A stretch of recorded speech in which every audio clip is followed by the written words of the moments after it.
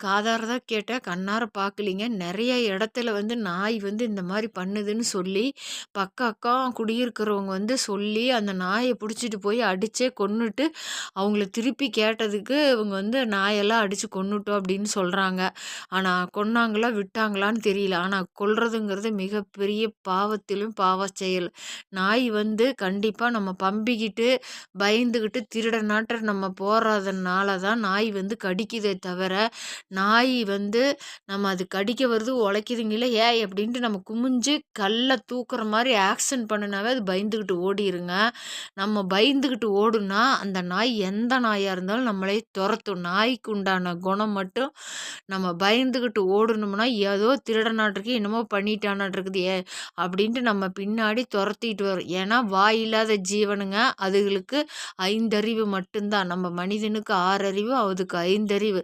நம்ம எப்படி நடந்துக்கிறோங்கிறது அதுக்கு தெரியும். நீங்க ஒரு தடவ, ஒரே ஒரு தடவ ஒரு நாய்க்கு பிஸ்கட் போட்டுட்டீங்கன்னா, காலத்துக்கு அது உங்கள பார்த்தா ஓடி வரும். உங்க பின்னாடி ஓடி வரும், வாலாட்டும்.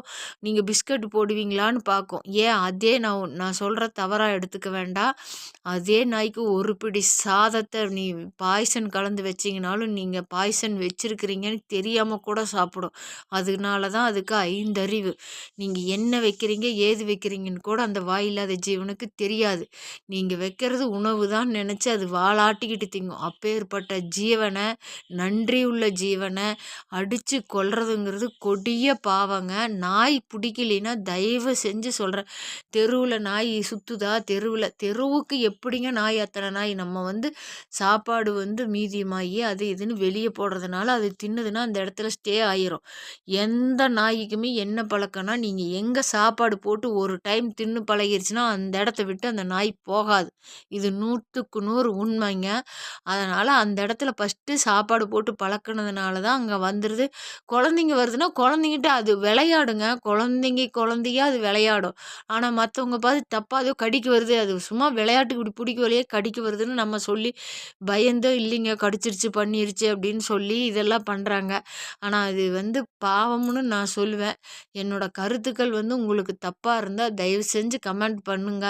என் மனசுல பட்டத நான் வாயில்லாத ஜீவன் நாய், பூனை, விலங்குகள் எதா இருந்தாலுமேங்க, நான்லாம் உணர்வு பூர்வமா பரிதாபப்படுறவ. அழுகாச்சி வந்துரும். அதுகளுக்கு ஏதோ ஒண்ணுங்கிறப்ப அடிபட்டு ரோட்டுல ஒரு நாயோ, பூனையோ, குருவியோ எது இறந்து கிடந்தாலும் என் என் கண்ணில் தண்ணி மளமளன்னு வந்துருங்க. இலகுன மனசுங்க எனக்கு.